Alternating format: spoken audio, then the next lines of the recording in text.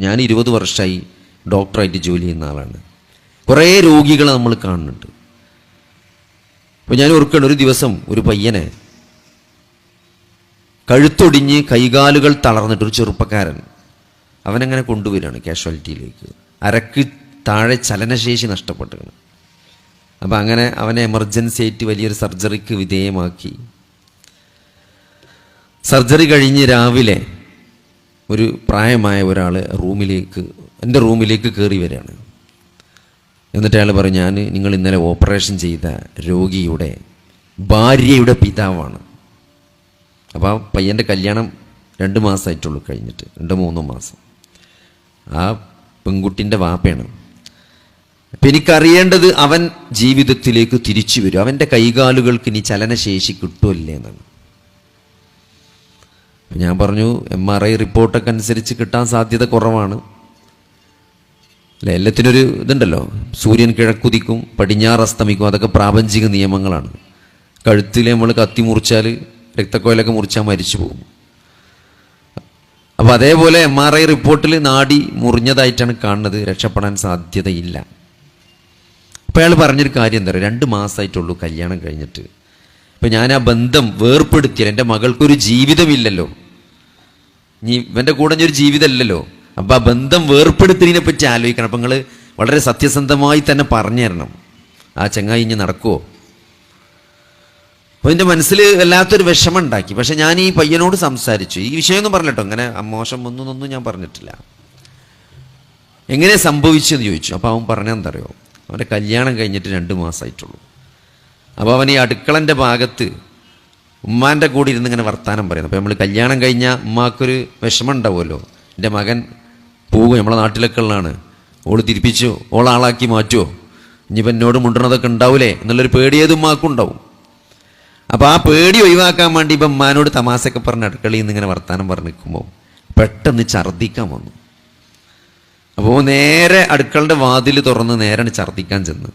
അപ്പോൾ കല്യാണത്തിന് വേണ്ടി മുറ്റം ചെറിയൊരു മുറ്റുണ്ട് അവിടെ, അത് ടൈൽസ് ഇട്ടിക്കണം, ഇൻ്റർലോക്ക്.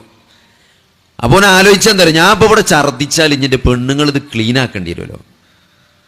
ഇപ്പോഴും വന്നിട്ടല്ലേ ഉള്ളൂ, പെട്ടി കെട്ടിക്കൊണ്ടെന്ന് പറഞ്ഞു, വന്നേക്കാൻ ഞാൻ ഓനെ ഛർദ്ദിച്ച് ക്ലീൻ ആക്കണ്ടെന്ന് വിളിച്ചിട്ട് ഓന് കുറച്ചും കൂടി അപ്പുറത്തൊരു കല്ലെട്ടിക്കുച്ചുണ്ട്. നമ്മളെ നാട്ടിലൊക്കെ അങ്ങനെ പറയും, കല്ലെട്ടിക്കുച്ച്, ഒരു കല്ല് വെട്ടി കുഴി ഈ മുറ്റത്തിൻ്റെ ഒക്കെ വക്കിനുണ്ടാവുമല്ലോ. അതിക്ക് സ്പീഡിലാണ് ചെന്നിട്ടും ഛർദ്ദിച്ചപ്പോൾ അതിക്ക് തലയും കുത്തിയാണ് വീണാണ്. അങ്ങനെയാണ് ഓൻ്റെ കഴുത്തൊടിഞ്ഞ്. നിങ്ങൾ ആലോചിച്ച് നോക്കിയോ, എന്തിനാണ് കഴുത്തൊടിഞ്ഞ്, എങ്ങനെയാണ് ഓൻ ഈ കിടപ്പിലായത്? ഓൻ്റെ ഭാര്യ അത് ക്ലീൻ ആക്കേണ്ടി വരൂലേ എന്ന് പേടിച്ചിട്ട് ആ ഭാര്യയെ രക്ഷപ്പെടുത്താൻ വേണ്ടിയിട്ടാണ് എന്ത് ചെയ്തത്, ഓന് കല്ലെട്ടി കുച്ചിക്കാൻ വേണ്ടി. എന്നിട്ട് എന്താ സംഭവിച്ചത്, അവൻ്റെ കഴുത്തൊടിഞ്ഞു, കയ്യും കാലും ചലനശേഷി നഷ്ടപ്പെട്ടു, അങ്ങനെ കിടക്കണം. ഓൻ്റെ അമോശം വന്ന് ചോദിക്കണം, എന്താ പറയുക, ഈ ബന്ധം വേർപ്പെടുത്താൻ പറ്റുമോ? ഇതാണ് ജീവിതം എന്ന് പറഞ്ഞാൽ. ഞാനിതൊരിക്കൽ പ്രസംഗിച്ചു, ഞാൻ ആ സംഭവം കഴിഞ്ഞിട്ട് മനസ്സിൽ നിന്ന് പോയിട്ടില്ല, കുറേ കൊല്ലങ്ങളായിട്ടോ, 9 വർഷം കഴിഞ്ഞിട്ടാണ് ഞാൻ എവിടെയോ ഒരു പ്രസംഗത്തിൽ അത് പ്രസംഗിച്ച്. ആരോ അത് ഇതേമാതിരി റെക്കോർഡ് ചെയ്ത് ഫേസ്ബുക്കിലിട്ട്. അപ്പോൾ അതിൻ്റെ അടിയിൽ കമൻ്റ് ഉണ്ട്, ഈ രോഗിൻ്റെ, ഞാനാണ് ആ രോഗി എന്ന് പറഞ്ഞിട്ട്, നിങ്ങൾ പറഞ്ഞ രോഗി ഞാനാണ് ഡോക്ടറെ, ഞാനിന്നും ജീവിച്ചിരിപ്പുണ്ട്, കൈകാലുകൾക്ക് ചലനശേഷി ഇല്ലാണ്ട്. എൻ്റെ അമ്മോശൻ വന്ന് പറഞ്ഞ് ഞാൻ അന്നറിഞ്ഞിരുന്നെങ്കിൽ, അവൻ പറഞ്ഞതറിയാം, ഞാൻ അന്നത് അറിഞ്ഞിരുന്നെങ്കിൽ അന്ന് തന്നെ ഞാൻ അവർക്ക് വേർപ്പെടുത്തി കൊടുക്കുമായിരുന്നു. 2 മാസം എന്നെ പരിചരിച്ചതിന് ശേഷം അവൾ എന്നെ വിട്ടുപോയി. അപ്പം അങ്ങനെ അമ്മോശം വന്ന് സംസാരിച്ചത് ഞാൻ അറിഞ്ഞിരുന്നെങ്കിൽ അന്നന്നെ ഞാൻ ആ ബന്ധം വേർപ്പെടുത്തി കൊടുത്തിരുന്നു. പക്ഷെ 2 മാസം എന്നെ നോക്കിയിട്ടാണ് അവൾ പോയത്, അങ്ങനെ കഷ്ടപ്പെടേണ്ടില്ലേന്നു എന്നിൻ്റെ ആ പ്രസംഗം കണ്ട അതിൻ്റെ ഫേസ്ബുക്ക് പോസ്റ്റിൻ്റെ അടിയിൽ അവൻ കമൻ്റ് ഇട്ടിട്ടുണ്ട്, ആ രോഗി. ഇന്നും അയാൾ ജീവിച്ചിട്ട് പിടക്കന്നെ കാണാൻ വരലുണ്ട്. അപ്പം ഞാൻ പറഞ്ഞ ഇതൊരു ജീവിതത്തിൻ്റെ വലിയ യാഥാർത്ഥ്യമാണ്. എന്താണ് ആ സഹോദരൻ എന്തിനു വേണ്ടിയാണ് ആ കല്ലുവെട്ടിക്കുഴിയിലേക്ക് ഓടി തലകുത്തി വീണത്? ആ ഭാര്യ, അവൻ്റെ ഭാര്യയെ രക്ഷപ്പെടുത്താനാണ്. പക്ഷെ ആ ഭാര്യ അവനെ വിട്ടുപോയി. ഇതാണ് നമ്മൾ ജീവിതത്തിൽ കുറേ പാഠങ്ങളുണ്ട് നമുക്ക്. നമ്മളെ അനുഭവമല്ല, നമുക്കും കുറേ അനുഭവങ്ങളുണ്ടാവും. വേറൊരു അനുഭവം, എനിക്കൊരു രോഗി ഒരു ദിവസം ഒരു കിണറ്റിൽ വീണിട്ട് ഒരു കോഴി കച്ചവടക്കാരനെ കൊണ്ടുവന്നു.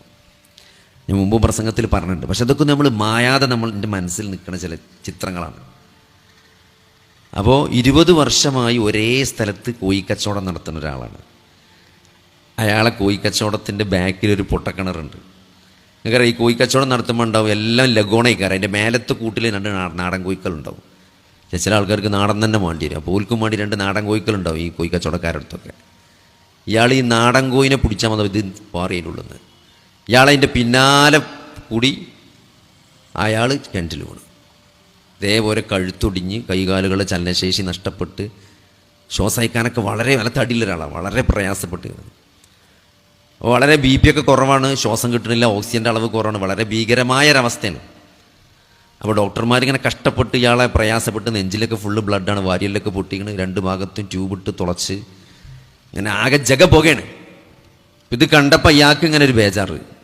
അപ്പോൾ അയാൾ എന്നോട് ചോദിച്ചെന്താ അറിയോ, അല്ല ഡോക്ടറെ ഇതൊക്കെ കൂടി കാണുമ്പോൾ പേടിയുണ്ട്, ഞാൻ മരിച്ചു എന്നൊക്കെ തോന്നുന്നത്. അയാളോട് പറയണം, ഞാൻ മരിച്ചു എന്നൊക്കെ തോന്നുന്നുണ്ട്, ഞാൻ ബാക്കിയാവില്ല എന്ന്.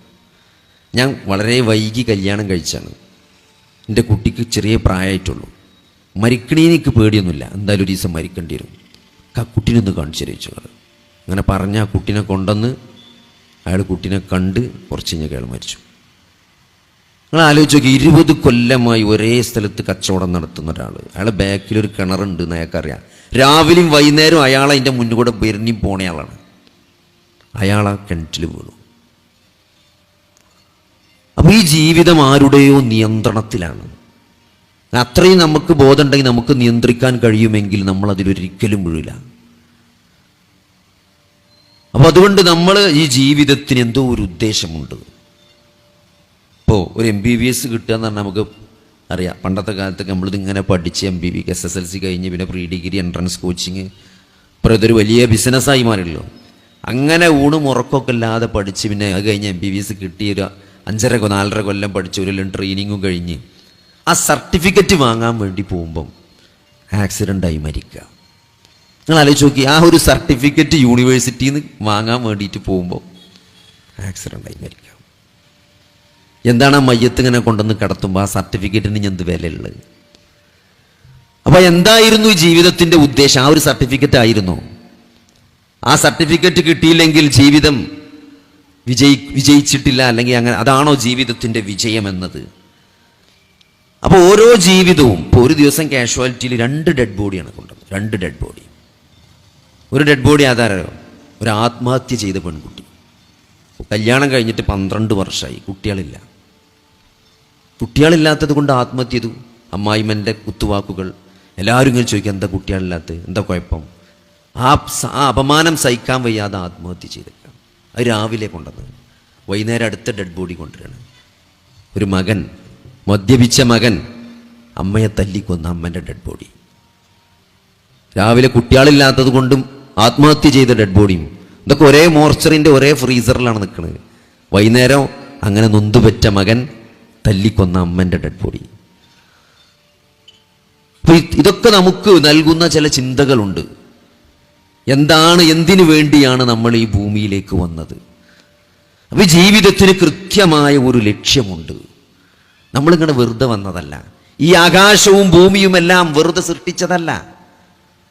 ഈ മനുഷ്യൻ എന്ന സങ്കീർണമായ ജീവി, മനുഷ്യൻ എന്ന് പറഞ്ഞാൽ ആലോചിക്ക്, 2 കോശങ്ങളിൽ നിന്ന് തുടങ്ങി, മാതാവിൻ്റെയും പിതാവിൻ്റെയും ബീജത്തിൽ നിന്ന്. ഒരു പുരുഷൻ ഒരു പ്രാവശ്യം സ്രവിക്കുന്ന ബീജം എന്ന് പറഞ്ഞാൽ അത് നമ്മൾ ശരിക്കും മനസ്സിലാക്കണം. ഒരു പുരുഷൻ ഒരു പ്രാവശ്യം സ്രവിക്കുന്ന ബീജം എന്ന് പറഞ്ഞാൽ 100 മുതൽ 300 മില്യൺ ബീജങ്ങളാണ്. ഈ കേരളത്തിലെ ജനസംഖ്യ ആകെ 35 മില്യൺ ഉള്ളൂ. കേരളത്തിലുള്ള ജനങ്ങളുടെ 10 ഇരട്ടി ബീജങ്ങൾ ഒരു മനുഷ്യൻ ഒറ്റ പ്രാവശ്യം സ്രവിക്കേണ്ടതാണ്. അതിലൊരു ബീജം മാത്രമാണ് അണ്ഡവുമായി യോജിച്ചിട്ടാണ് നമ്മൾ ഉണ്ടായത്. എൻ്റെ പിതാവിൻ്റെ ഒരു ബീജവും മാതാവിൻ്റെ ഒരു അണ്ഡവുമായി ചേർന്ന് ഞാനാകുന്ന ഒരു 2 കോശ ജീവിയായി മാതാവിൻ്റെ ഗർഭാശയത്തിൽ ഞാൻ ഒരു ഘട്ടം കഴിഞ്ഞു പോയിട്ടുണ്ട്. മനുഷ്യൻ അങ്ങനെ ഒരു ഘട്ടം, നമ്മളെല്ലാവരും അങ്ങനെ ഒരു ഘട്ടം കഴിഞ്ഞു, നമുക്ക് ഓർമ്മല്ല. എന്നിട്ട് അള്ളാഹു നമ്മളെ വളരെ സുരക്ഷിതമായി ആ ഗർഭപാത്രത്തിൽ ഒന്നും അറിയാതെ, എന്തൊക്കെ പ്രയാസം പട്ടിണിയും എത്ര ചില രോഗികളൊക്കെ വരുമ്പോൾ വളരെ എന്താ പറയുക, അങ്ങനെ മന കണ്ടാൽ ഒരു 45 കിലോ ആയിട്ട് മെലിഞ്ഞ് ഒട്ടി നിൽക്കുന്ന ഒരു സ്ത്രീ. പക്ഷെ ആ അതിൻ്റെ കുട്ടി ജനിക്കുമ്പോൾ അതൊരു 3 കിലോ ഒക്കെ ഉണ്ടാവും.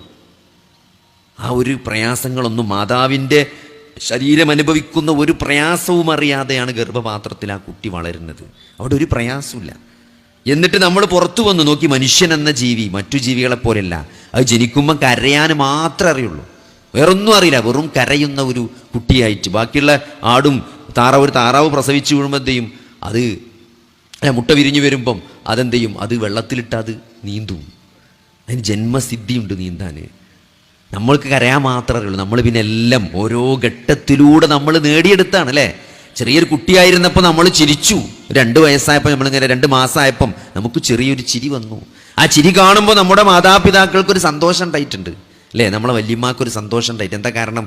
ചിരിച്ചു എന്ന് പറഞ്ഞാലും അതിൻ്റെ തലച്ചോറിന് വളർച്ച ഉണ്ട്, നല്ല വളർച്ച ഉണ്ട്. നമ്മളെ കഴുത്തുറച്ചു അല്ലേ. ചില കുട്ടികളെ 4-5 മാസമാകുമ്പം മാരിങ്ങനെ കഴുത്തിലിങ്ങനെ വല്ലാണ്ട് പിടിച്ചിട്ടുണ്ടെങ്കിൽ എന്താ ചോദിക്കും? എന്തെപ്പോഴും കഴുത്തുറച്ചിട്ടില്ലേ എന്ന് ചോദിക്കും. കഴുത്തുറച്ചു എന്ന് പറഞ്ഞാൽ ഒരു സന്തോഷമാണ്. കാരണം എന്താണ്? കഴുത്തുറച്ചാൽ ബുദ്ധിക്ക് വളർച്ചയുണ്ട് എന്നതിൻ്റെ അർത്ഥം. ബുദ്ധി വളർച്ചയില്ലാത്ത കുട്ടികളെ കഴുത്ത് കുറേ കഴിഞ്ഞിട്ടാണ് ഉറക്കുള്ളൂ. അങ്ങനെ ഓരോ ഘട്ടത്തിൽ നമ്മൾ ഇരുന്നു, നമ്മൾ നടന്നു, നമ്മൾ പിടിക്കാതെ, നമ്മൾ വീഴാതെ നടക്കാൻ പഠിച്ചു. അതൊരു സന്തോഷമായിരുന്നു. ചില ആൾക്കാർ ചിലപ്പോൾ തലന്മാർ പറയും, പെട്ടെന്ന് 8-9 മാസമായപ്പോൾ തന്നെ വണ്ടി കളിച്ചാൽ തുടങ്ങി. അതൊരു സന്തോഷമാണ്. നമ്മൾ കാറിലൊക്കെ പോകുമ്പോൾ ഒരു 2 വയസ്സായ കുട്ടി, 2.5 വയസ്സായ കുട്ടി ചിലപ്പോൾ റോഡിൽ നിന്ന് ഇങ്ങനെ നമ്മൾ ഈ മെയിൻ റോഡിൽ നിർത്തുമ്പോൾ നമ്മൾ ഇവിടെ നിന്ന് ഇങ്ങനെ വരികയാണെങ്കിൽ, നിങ്ങളെ റോഡ് ഇപ്പോൾ ഈ വീട് ഈ റോഡിനാണെങ്കിൽ ഈ ജംഗ്ഷനെത്തിയവൻ പറയും വീടെത്തിന്ന്. ഓൻ ചിരിക്കാൻ തുടങ്ങും. ഓൻ ആ കട കണ്ടപ്പോൾ മനസ്സിലായി, തിരിയാനുള്ള റോഡ് എത്തിയപ്പോൾ ആ കുട്ടിക്ക് മനസ്സിലായി നമ്മളെ വീടെത്താൻ പോവാണെന്ന്. അത് ആ കുട്ടി അങ്ങനെ സന്തോഷം പ്രകടിപ്പിക്കുമ്പം നമുക്കൊരു സന്തോഷമുണ്ട്. കാരണം എന്താണ്? അതൊക്കെ ജീവിതത്തിൻ്റെ ഓരോ ഘട്ടത്തിൽ നമ്മൾ കൈവരിച്ച ഓരോ അറിവാണ് അല്ലേ. അത് കഴിഞ്ഞ് നമ്മളെന്ത് ചെയ്തു? മൂത്രം അറിയാണ്ട് പോണൊരു ഘട്ടമുണ്ടായിരുന്നു. പാമ്പേഴ്സ് ഇട്ട് നടക്കൂലേ. 3-3.5 വയസ്സായ കുട്ടി പാമ്പേഴ്സ് ഇട്ടാൽ ആൾക്കാർ ചോദിക്കും, ഇപ്പോഴും മൂത്രം പോവുണ്ടോ? ഇല്ല, മൂത്രത്തിന് പ്രശ്നമൊന്നുമില്ല, ഒരു ധൈര്യത്തിന് കെട്ടിക്കൊടുത്താണെന്ന് പറയും. അതെന്താ? ആ പ്രായമാകുമ്പോഴത്തിന് അറിയാതെ മൂത്രം പോകുന്ന, പറയാതെ മൂത്രമൊഴിക്കുന്ന ശീലം നിൽക്കും. ഒരു കൺട്രോൾ വരും, മൂത്രമൊഴിക്കണം എന്ന് പറയും. ഇതൊക്കെ ഓരോ ഘട്ടം ഘട്ടമായിട്ടാണ് അള്ളാഹു നമ്മളെ വളർത്തിക്കൊണ്ടുവന്നത്. ഇതെല്ലാം തലകുത്തനെ വരും. നിങ്ങൾ പ്രായം കൂടിക്കഴിഞ്ഞാൽ ഇതൊക്കെ തലകുത്തനാവും. നിങ്ങളൊരു 80 വയസ്സുള്ള ഒരാളോട് ചോദിച്ചു നോക്കി, എന്താണ് ഇപ്പം വിഷമം, എന്താ ഇപ്പത്തെ ഒരു പ്രയാസം? മോനെ നടക്കാൻ പറ്റണില്ല, പഴയമാതിരി വടിമാണം. വടി ഉണ്ടായാലും പറ്റാത്തൊരു കോലത്തേക്ക് വരുന്നുണ്ടോ എന്നൊക്കെ ഒരു സംശയം പോ. അതെൻ്റെ പേടി അല്ലേ. നമ്മൾ പണ്ട് നടക്കാൻ പഠിച്ചൊരു സന്തോഷമുണ്ട്, അത് തലകുത്തി വീണ്ടും നടക്കാൻ പറ്റാണ്ടാകുകയാണ്.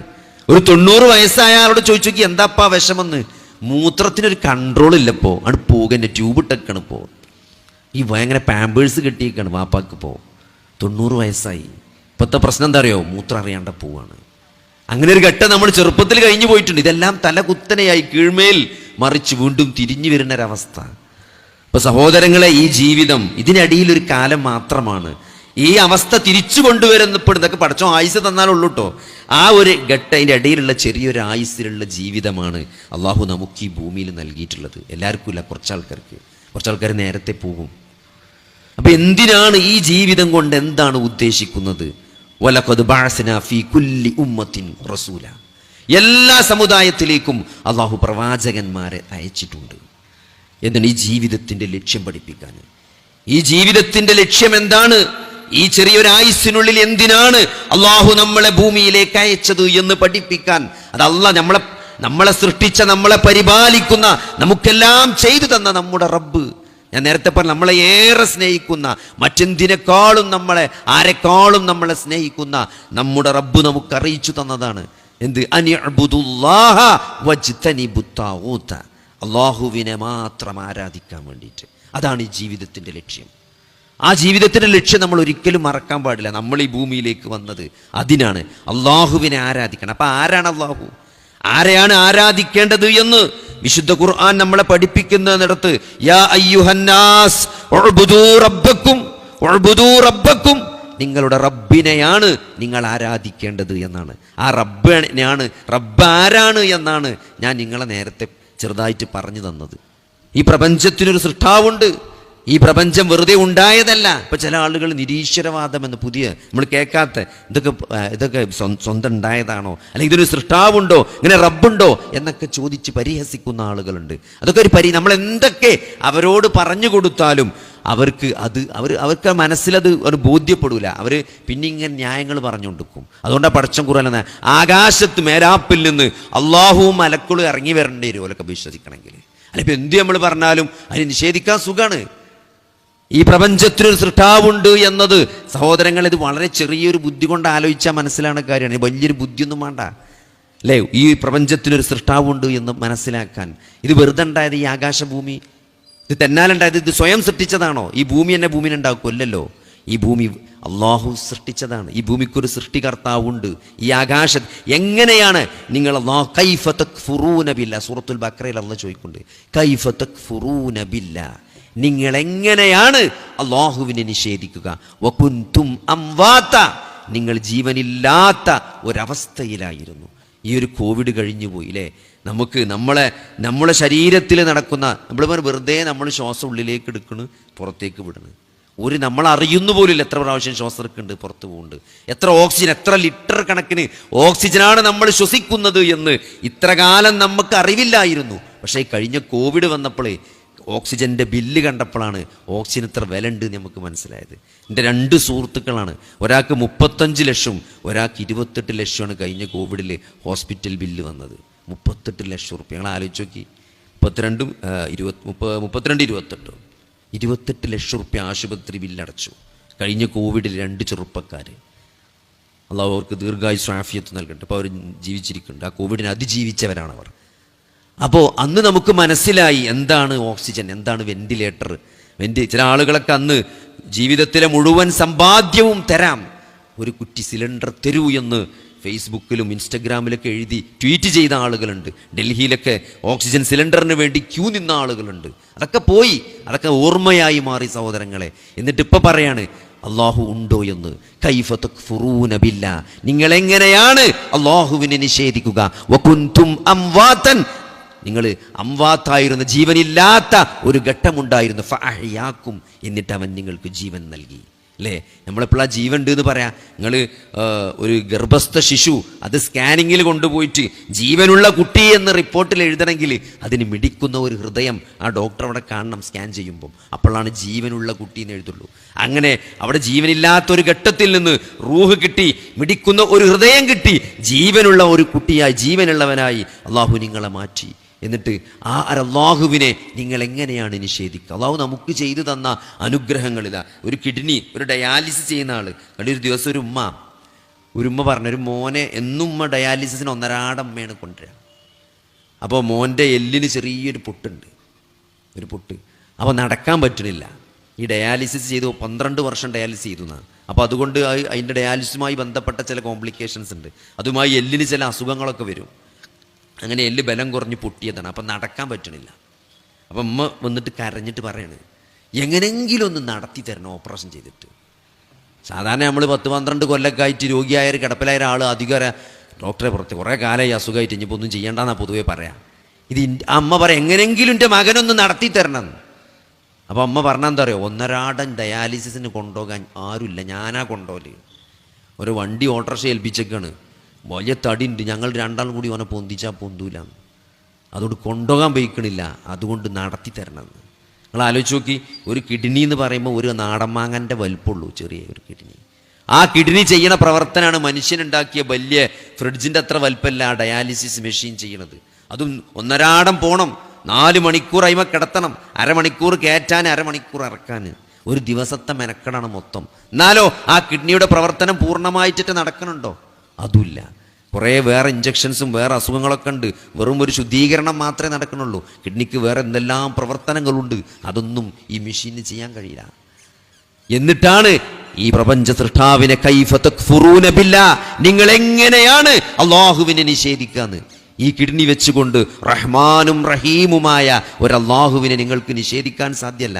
ആ നിഷേധിക്കുന്ന ആളുകളുടെ വീട്ടിൽ മഴ പെയ്യുന്നത്, അവരുടെ കിണറ്റിൽ വെള്ളമുള്ളത്, അവർക്ക് അന്തരീക്ഷത്തിൽ നിന്ന് ഓക്സിജൻ ശ്വസിക്കാൻ സാധിക്കുന്നത് അള്ളാഹുവിൻ്റെ കാരുണ്യം കൊണ്ടാണ്. അതാണ് റഹ്മാൻ റഹീം എന്ന് പറയുന്നത്. അത്രയും കാരുണ്യവാനാണ് അള്ളാഹു.